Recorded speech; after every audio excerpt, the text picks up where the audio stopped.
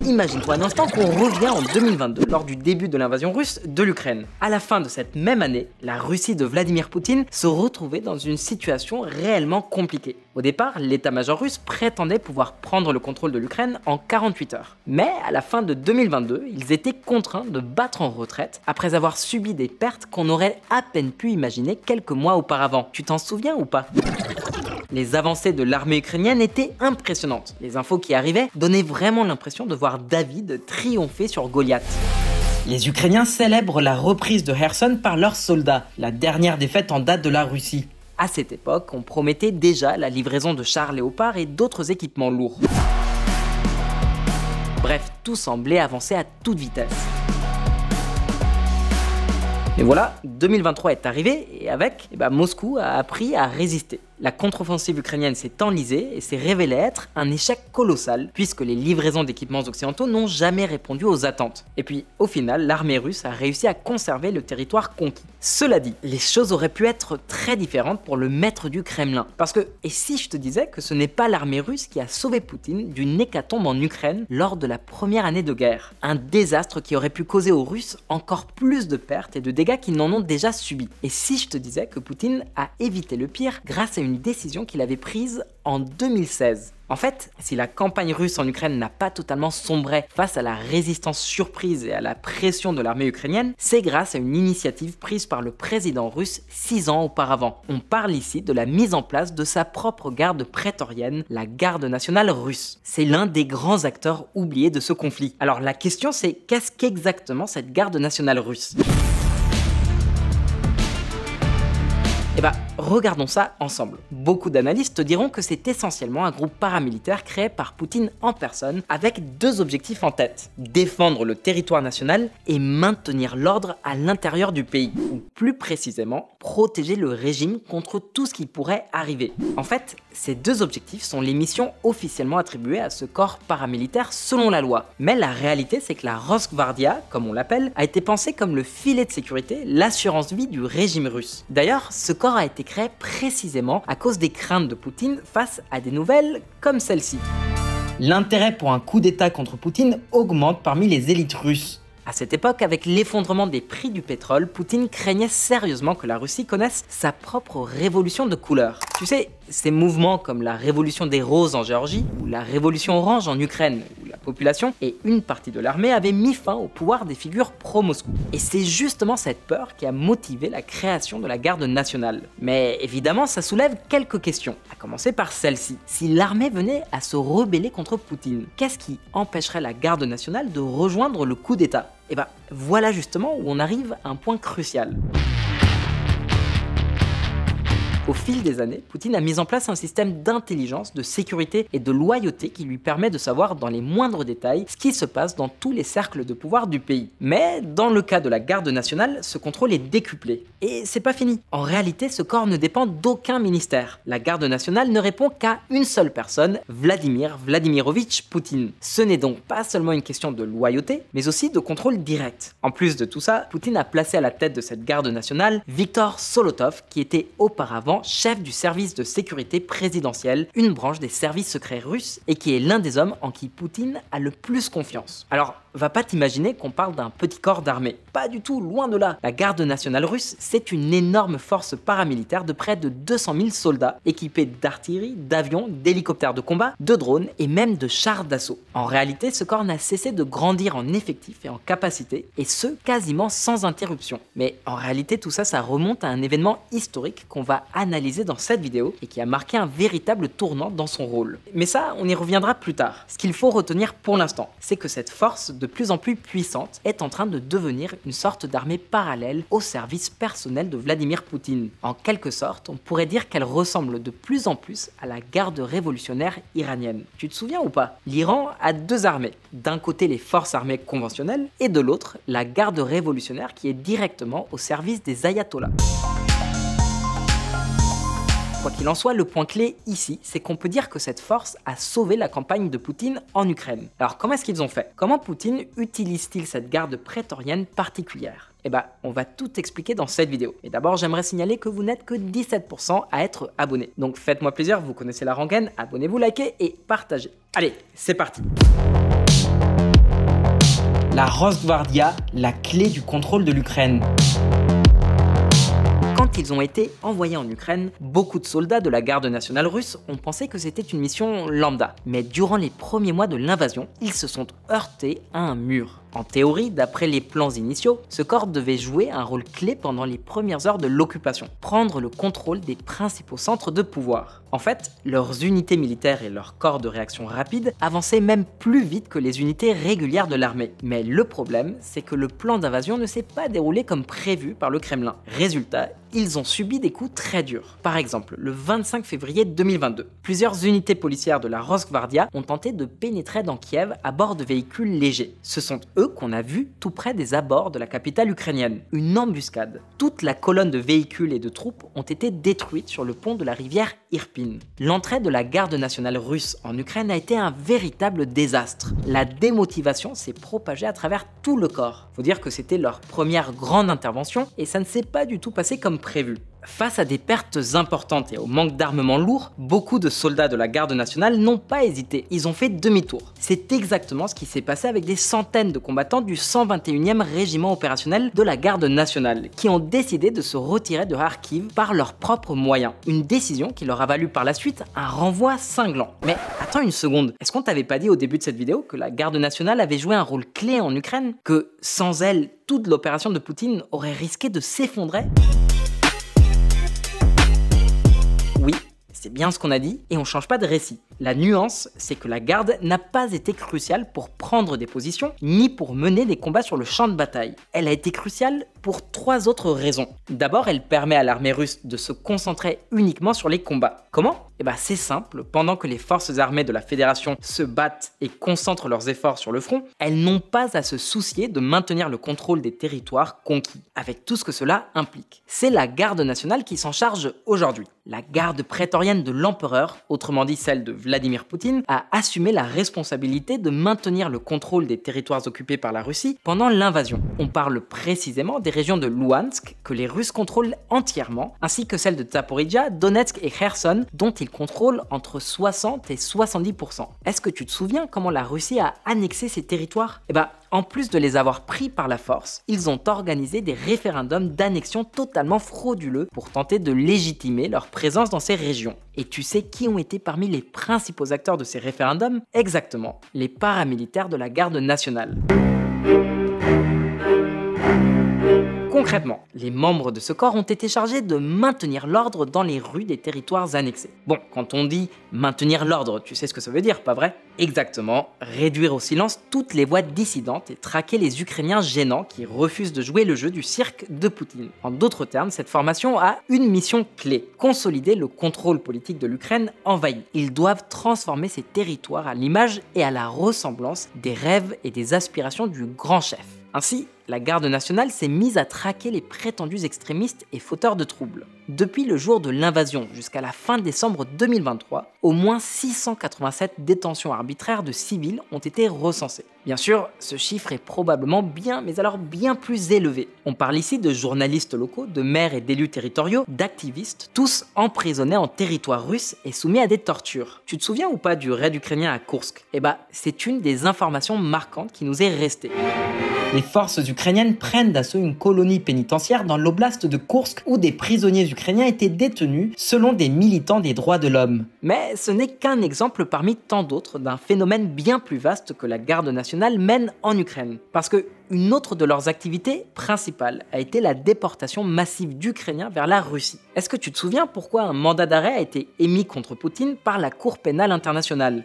C'est précisément pour le transfert illégal et massif d'enfants ukrainiens vers le territoire russe. Aujourd'hui, on sait qu'environ 20 000 enfants ont été enlevés par les autorités russes, notamment par la garde nationale. Ceci dit, certaines estimations avancent des chiffres bien plus élevés. On parle de centaines de milliers d'enfants. Et à cela, faut ajouter les quelques centaines de milliers d'Ukrainiens majeurs qui ont également été contraints de quitter leur terre. Mais attends une seconde, parce que la garde nationale, elle s'est pas contentée de traquer et de déporter les Ukrainiens.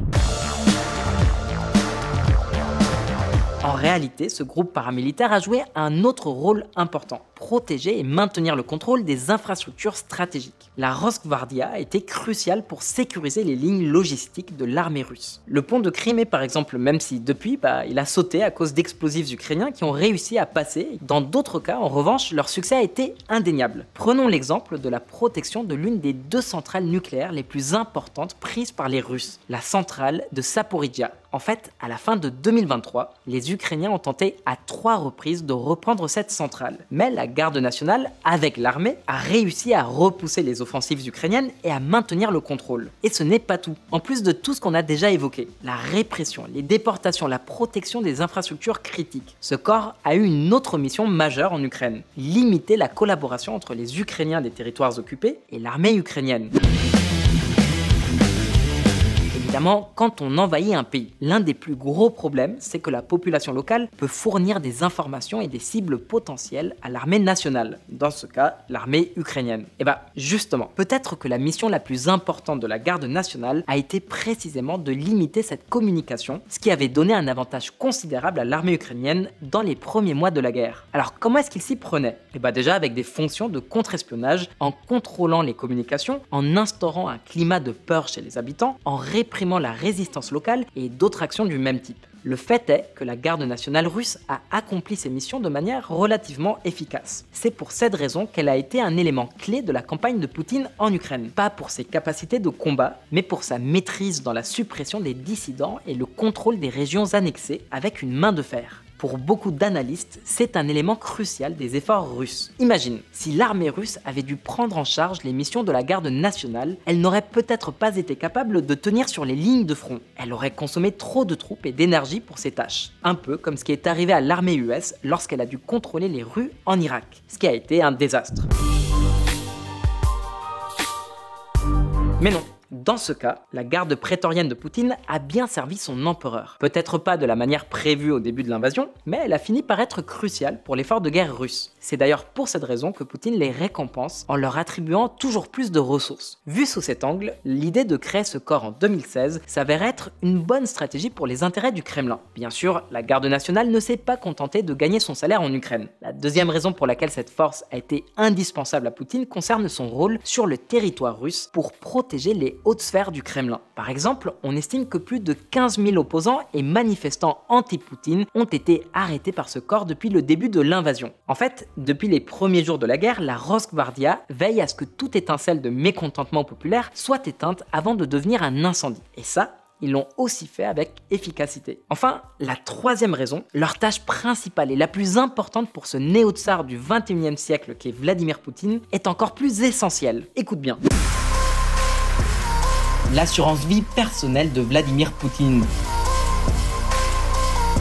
La garde nationale russe envisage d'acquérir des tanks après la mutinerie de Wagner. Les amis, pas besoin de remonter très loin pour se rappeler de ce moment où le groupe Wagner, dirigé par le controversé Yevgeny Prigojine, a entamé sa marche sur Moscou. Tu t'en souviens ou pas? Alors qu'est-ce qu'a fait le Kremlin en ce moment critique? Dans cette situation si tendue, Poutine a activé sa garde nationale pour protéger le cœur du pouvoir russe. C'est comme ça que, alors que les colonnes de Wagner approchaient à toute vitesse, la Rosgvardia a installé des points de contrôle et des barrages pour blinder Moscou. Ces agents ont aussi tenté de freiner l'avancée des Wagner dans plusieurs localités, notamment en bloquant les routes principales ou en tendant des embuscades. Bien sûr, ils se sont aussi assurés qu'aucune autre unité militaire ne rejoigne l'insurrection. Au final, la révolte de Prigojine a mis une chose en lumière. La garde prétorienne de Poutine n'était pas très bien équipée. Elle ne disposait de rien pour affronter les véhicules blindés et les systèmes d'artillerie mobile des Wagner ou encore d'éventuels soldats mutins. Disons-le franchement, dans ce cas précis, Poutine a eu de la chance. Aucune autre unité militaire n'a rejoint les Wagner et Prigojine a finalement ralenti sa marche après la médiation de Loukachenko. Mais évidemment, on ne peut pas se reposer sur la déesse de la fortune. L'incapacité de la garde nationale à contrer les Wagner a été un véritable signal d'alarme pour Poutine. Si cette force chargée de sa protection ne pouvait pas gérer une telle menace, comment pouvait-elle garantir la stabilité du Kremlin pour l'avenir? les amis, la réponse a été radicale. Regarde bien. La garde nationale russe, forte de 200 000 membres, s'équipe d'armes lourdes, signe de son importance croissante pour Poutine selon les renseignements britanniques. On parle ici d'armes lourdes, d'hélicoptères et même de tanks. La personne chargée de s'assurer qu'une humiliation comme celle des Wagner ne se reproduise plus, c'est Viktor Solotov, le chef de la garde nationale. Pour lui, il est absolument nécessaire que la garde nationale ne se contente pas de protéger Moscou, mais puisse agir comme une véritable force militaire si besoin. Ce changement marque un vrai tournant dans sa structure. D'une force essentiellement dédiée au contrôle interne, elle évolue pour devenir une force hybride capable de jouer un rôle militaire actif. Une sorte de deuxième armée. Tu te souviens de ce qu'on disait tout à l'heure à propos de la garde révolutionnaire? Ou alors, prenons un autre exemple frappant, les SS. À l'origine, une force paramilitaire pour sécuriser le parti nazi. Mais elle a fini par développer son propre bras militaire, la Waffen-SS, qui, à son apogée, comptait environ 38 divisions de combat et 600 000 soldats. Ceci dit, c'est pas une tâche facile. Dans un pays comme la Russie, où les ressources sont limitées et où les hiérarchies militaires sont profondément enracinées, tout changement provoque des tensions. Et la Rosgvardia n'échappe pas à la règle. L'équiper avec des tanks et des armes lourdes a déclenché un conflit interne sur l'allocation des ressources, précisément à un moment où le complexe militaro-industriel russe est déjà sous pression maximale à cause de la guerre en Ukraine. Parce que logiquement, renforcer la garde nationale signifie que d'autres corps reçoivent moins de matériel et d'équipement. En plus, la Rosgvardia gagne de plus en plus d'influence, ce qui ne plaît pas à tout le monde dans l'appareil traditionnel russe. Pourquoi? Parce que pour Poutine, la garde nationale n'est pas qu'une simple force de sécurité, c'est une véritable assurance-vie personnelle. Contrairement au ministère de l'Intérieur et à l'armée, qui ont leur propre dynamique, leurs bureaucraties sont plus rattachées à l'État qu'à Poutine lui-même. La garde nationale, elle, est totalement différente. Elle a été créée après avoir été purgée de tout potentiel traître. Ses commandants sont des gens en qui le grand leader a une confiance absolue. Ici, c'est l'argent qui prime sur la tradition. Un contrôle méticuleux a été instauré pour empêcher que les services de renseignement étrangers y infiltrent leurs agents. Elle est aussi moins bureaucratique et tout son fonctionnement a été pensé pour une seule mission, protéger le grand chef. C'est pour ça que Poutine se repose beaucoup plus sur cette force que sur n'importe quelle autre. Et en plus, ça entraîne un transfert évident de pouvoir en sa faveur. Résultat, la garde nationale devient de plus en plus grande, puissante et influente. Parce qu'elle n'a pas à respecter la bureaucratie des chaînes de commandement traditionnelles, elle a bien plus de flexibilité pour, par exemple, recruter des mercenaires. Est-ce que tu te souviens des Wagner? Beaucoup d'entre eux ont désormais rejoint ses rangs. Comment la Russie recrute les combattants de Wagner pour poursuivre la guerre en Ukraine? Après la mort mystérieuse d'Evgeny Prigojine, Poutine exhorte les mercenaires à signer des contrats et à prêter allégeance à la Russie. La vérité, on a l'impression que Vladimir Poutine a été marqué au fer rouge. Le renforcement de la garde nationale ne peut pas être compris sans évoquer sa peur d'une mutinerie militaire interne. Après la révolte des Wagner, une chose est devenue évidente. Même les piliers les plus loyaux du régime peuvent vaciller sous la pression s'ils ne sont pas solidement contrôlés. Poutine sait que, dans un système basé sur la force et le contrôle, la moindre faille dans la chaîne de commandement peut se transformer en une fissure dangereuse. Depuis, la priorité est très claire. Faire en sorte que la garde nationale devienne la dernière ligne de défense en cas de soulèvement militaire. De cette manière, si une nouvelle menace surgit, Poutine pourra compter sur une force loyale capable d'écraser toute insubordination avant qu'elle n'atteigne Moscou. C'est particulièrement crucial à un moment où la situation en Ukraine, les lourdes pertes subies par l'armée russe et le mécontentement croissant à l'intérieur du pays mettent la stabilité du régime à rude épreuve. Parce qu'en dehors de l'éventuelle arrivée de Trump au pouvoir ou des avancées russes sur le front, n'oublie pas que la situation actuelle se résume à ceci. Les pertes russes atteignent les 600 000 dans la guerre en Ukraine, selon le Pentagone. Et ça, c'est toujours une source de risque potentiel pour celui qui est aux commandes. Mais désormais, Poutine a sa propre garde prétorienne, son équivalent des SS, sa garde révolutionnaire. Grâce au rôle qu'ils ont joué en Ukraine, mais surtout grâce à leur rôle au sein de la Russie, ce néo-tsar peut désormais dormir beaucoup plus tranquillement. Mais les amis, c'est maintenant à toi que je pose la question. Est-ce que tu connaissais ce pari personnel de Poutine? Est-ce que la garde nationale russe va devenir une véritable force armée à part entière? Dis-nous ce que t'en penses dans les commentaires. Si t'as aimé cette vidéo, pense bien à liker, t'abonner et partager, pas forcément dans cet ordre-là. Et nous, on te dit à très vite pour plus d'actu. À ciao, bonsoir.